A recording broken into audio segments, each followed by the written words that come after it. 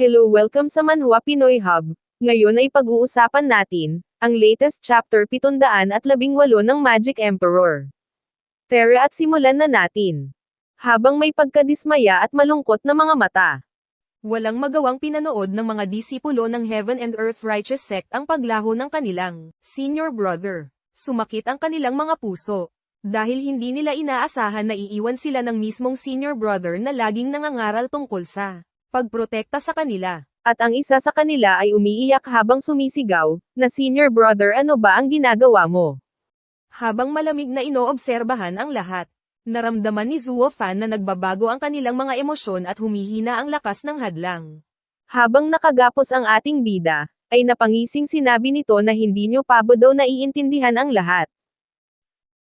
Ngayon lang, binigyan kayo ng inyong senior brother ng isang medyo malaking buto ng aso. Para lang ibuhos ninyo ang lahat ng inyong lakas upang panatilihin ang hadlang para makatakas siya. Kung hindi, kapag bumagsak ang hadlang, mamamatay kayong lahat. Ngayon ay magaling. Ang siyam ninyong buhay ay ipinagpalit sa kanyang pagtakas. Maaari ninyong isipin na namatay kayo sa tamang lugar. Bahagyang nanginginig ang kanilang mga talukap ng mata. Nagulantang ang mga miyembro ng Heaven and Earth Righteous Sect at nag-aalalang tumingin kay Zhao. May pagdududa sa kanilang mga mata. At walang tigil na umaagos ang luha sa kanilang mga mukha. Na tila walang mukhang maipapakita, ibinaba ni Zhao Dezo ang kanyang ulo at nauutal, bueno. Ang Twin Dragon Gathering na ito ay nangangailangan pa rin ng isang buhay upang makabalik sa sekta. Upang gabayan ang mga disipulo sa paglilinang. Upang maghanda para sa susunod na Twin Dragon Gathering. Ito ay isang bagay ng mas malaking kabutihan. Ngunit bago pa niya matapos, isang disipulo ang nag-aalalang sumigaw. Huwag kang magdahilan, Zhao Dezu.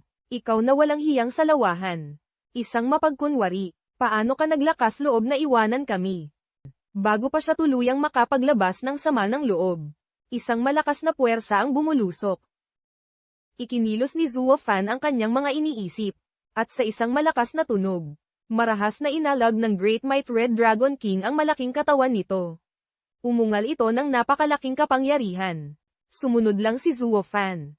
Nagsisilbing likuran para sa Red Dragon King. Na pagkatapos ay sinira ang lahat ng kadena sa katawan nito. Kasabay nito, matinding tinamaan nito ang hadlang. Sa ilalim ng isang umuungal na dagandong. Tuluyang nabasag ang hadlang. Lumipad ang Red Dragon King sa kalangitan. Naglalabas ng malakas na dagandong. Ang siyam na disipulo ng Heaven and Earth Righteous Sect, na nakatingala sa kalangitan na may walang katapusang puot, ay naitapon at sabay-sabay na samuka ng dugo. Pagkatapos ay nanlamlam ang kanilang mga mata, ganap na nawalan ng buhay. Bumagsak ang kanilang walang lamang katawan sa lupa, wasak ang kanilang mga divine soul. Matapos na maitapon ang siyam na disipulo sa hangin ng pressure ng higanteng dragon. Bumagsak sila sa paligid ni Zhao Dezo, na bumubuo ng isang bilog. Ang mga mata ng siyam ay nakatitig sa kanya. Nalabis na tinakot si Zhao Dezo sa isang sulya lamang. Ang mga nakapaligid sa larangan ng digmaan ay nagpakita rin ng mga ekspresyon ng paghamak. Malamig na sumangot sa kanilang mga puso. Bilang mga kultibador, ang hindi paglakas loob na umusad sa pamamagitan ng paghihirap ay sapat na upang pahiyain ka ng mga tao. Ngunit ang paggamit ng sarili mong mga kapwa-disipulo, nakasama mo sa araw at gabi, bilang mga sakripisyo upang protektahan ang sarili. Ito ay isang bagay ng pagkatao. Hindi nangangahas na panag-utan. Kahit na ginamit mo sila bilang canyon fodder. Umamin ka na lang ng malaya. Maaari ka pa ring ituring na isang masamang landas na practitioner. Nasa huli ay nagiging isang demonyong kultibador. Ngunit ngayon, ang paggawa nito at paghahanap ng mga dahilan ay tunay na pamumuhay tulad ng basura. Sa wakas ay naintindihan ni Wu Qingqiu ang kahulugan sa likod ng mga salita ni Yanmo. Nagbuntong hininga siya sa pagkadismaya. Ang Zhao Dezo na ito ay tunay na mas masahol pa sa inaakala ko. Nagliwanag din ang mga mata ni Ruo Hua habang tumango siya. Nakatingin kay Chu Qingcheng. Nag-iisip ng may paghanga. Tunay na karapat dapat sa isang babae mula sa isang pamilyang nakikipaglaban sa sekular na mundo. Nakikita niya ang ganoong mga mapagkunwari sa isang sulyap lamang. Ang mga disipulo na tulad namin, na matagal nang nagal-inang sa mga sekta, ay may napakaliit na karanasan. Alam lang namin ang katarungan at demonism. Mabuti at masama, ngunit ganap na walang alam sa mga komplikado ng kalikasan ng tao. Tunay na mahiraaniwalaan na si Zhao Dezo, ang maringal na pinuno ng Heaven and Earth Righteous Sect, ay makakagawa ng ganoong walang hiyang bagay. Sa hinaharap, kung makikita ko siya, kailangan kong lumayo ng 1,000 hakbang. Ang taong ito ay hindi dapat pakisamahan. Habang iniisip niya ito, sumulyap siya kay Zuan Xiaoyu at bahagyang kumunat ang noo. Si Zuan Xiaoyu, na nakaramdam ng pagkaasiwa at pagkadismaya sa malaking tagumpay ni Zuo Fan, ay nagulantang ng lamapat ang kakaibang tingin ni Ruo Hua sa kanya. At nagtanong, "Senior sister, bakit mo ako tinitingnan?" Pagkatapos ng isang sandali ng pag-iisip, umiling si Ruo Hua at nagbuntong hininga. "Wala, junior brother. Ang isang ginoo ay dapat na patuloy na magsikap, kumilos ng matuwid at umupo ng maayos. Dapat mong ituring ito bilang isang aral." Tumango si Zuan Xiaoyu. Pagkatapos ay lumingon. Ngunit malamig na puot ang lumitaw sa kanyang mga mata. Lumingon si Ruo Hua. Isang nag-aalalang ekspresyon sa kanyang mukha habang iniisip. "Hindi ko alam kung bakit. Ngunit mula simula hanggang wakas, lagi kong naramdaman na ang junior brother na inalagaan ko simula pagkabata ay unti-unting lumilihis mula sa matuwid na landas." Nilinggan ni Zhao Dezo ang kanyang siyam na nakababatang kapatid. Nakasama niya araw-araw. Ngayon ay nakahandusay. At hindi maiwasang labis na mabigla. Bahagyang kumislap si Zuo Fan at agad na lumitaw sa harapan ni Zhao Dezo. Sa tabi niya, lumapit din ang higanteng dragon, na nakangisi ng masama. Ang bida ay nakatayo roon. Nakatingin sa kanya na may nasisiyahang ekspresyon. Pagkatapos ay binaluktot ang kanyang mga labi sa isang mapanghamak ng ngiti. Si Zhao Dezo, takot na takot, ay mabilis na bumagsak sa lupa. Iwinawagayway ang kanyang mga kamay at sumisigaw ng malakas. Ikaw, tumigil. Sumusuko ako. Hindi ka maaaring magpatuloy sa pag-atake. Sa kasalukuyan, wala akong inilatag na anumang porma sayon o hadlang. Sumuko na ako. Wala kang dahilan upang magpatuloy sa pag-atake. Patuloy siyang lumingon sa Judging Elder. Humihingi ng tulong. Elder, mabilis na ilabas kami. Sumusuko ang aming Heaven and Earth Righteous Sect. Walang kagustuhang bamulong ng isang malamig na hininga. Tiningnan ng Judging Elder ang dalawang elder na nagbabantay sa pasukan. Agad na naintindihan ng dalawa at agad na nagbukas ng malaking hadlang. Malakas na sumigaw ang Judging Elder. Uer 3 Sects Challenge. Demon Scheming Sect vs. Heaven and Earth Righteous Sect. Panalo ang Demon Scheming Sect. Hindi pinapayagan ang magkabilang panig na magpatuloy sa pag-atake. Pagkatapos niyang magsalita, walang tigil na umalingaw-ngaw ang mga ugong sa buong larangan ng digmaan.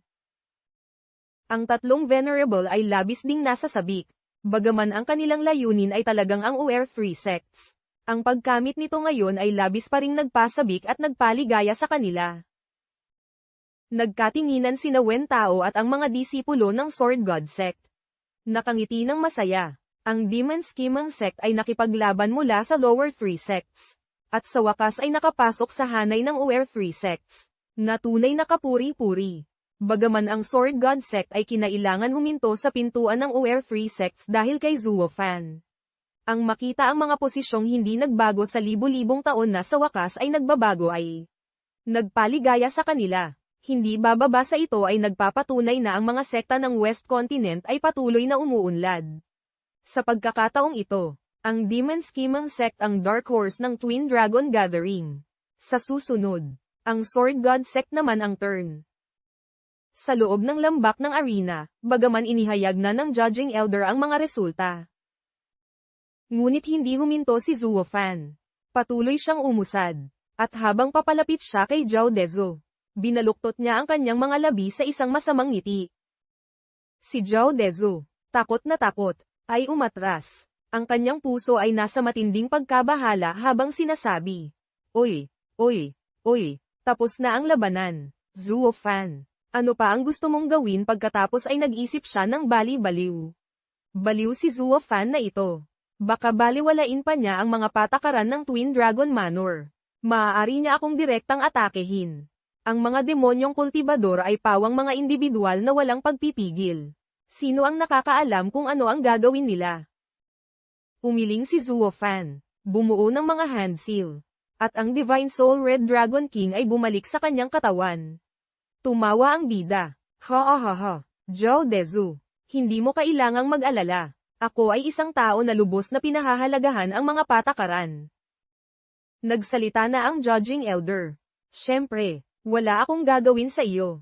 Bukod pa rito, kahit hindi pa inihayag ng Judging Elder ang resulta, hindi pa rin kita sasalingin.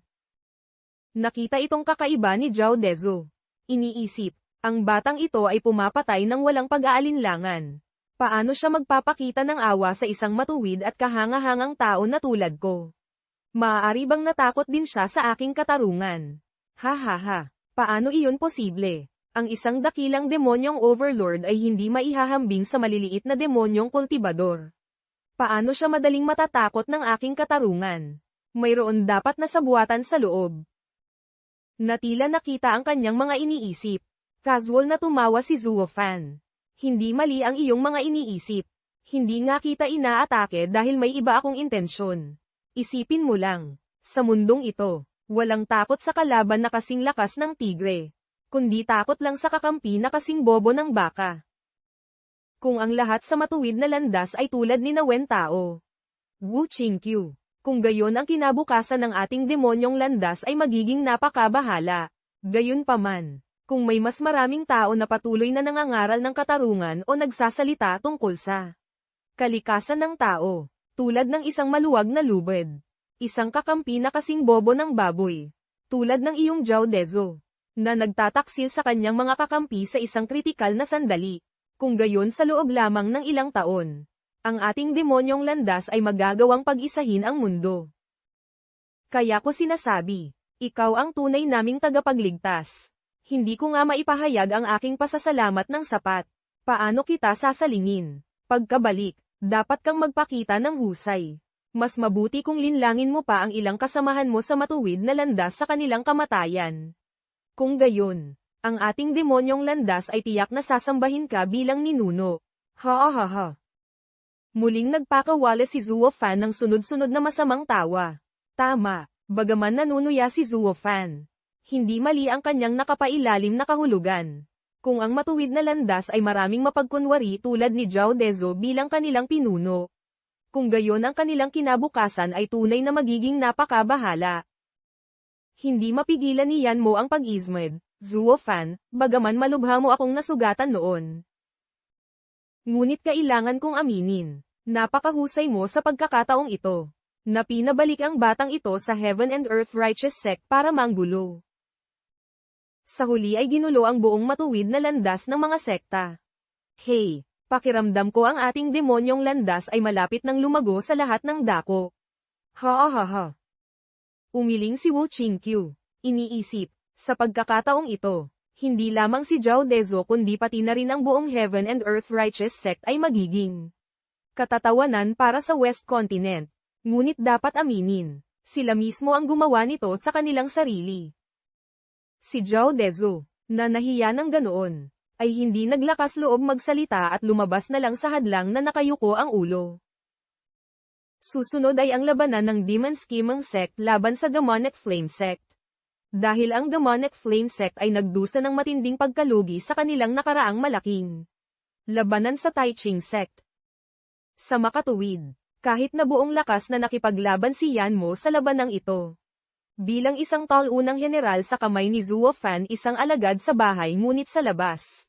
Si Yan Mo ay binugbog pa rin ni Zuo Fan na parang isang alipin, wala siyang magawa kundi aminin ang pagkatalo sa huli. Sa wakas, hinarap ng Demon Scheming Sect ang Tai Ching Sect, ang pinakamalakas na sekta sa 9 na sekta. At nagkaroon din si Zuo Fan ng pagkakataong harapin ang disipulo ng Blazing Heaven Dragon Clan, si Yelin. Kaya naman abangan natin ang mga susunod, at kapanapanabot na kabanata. Maraming salamat!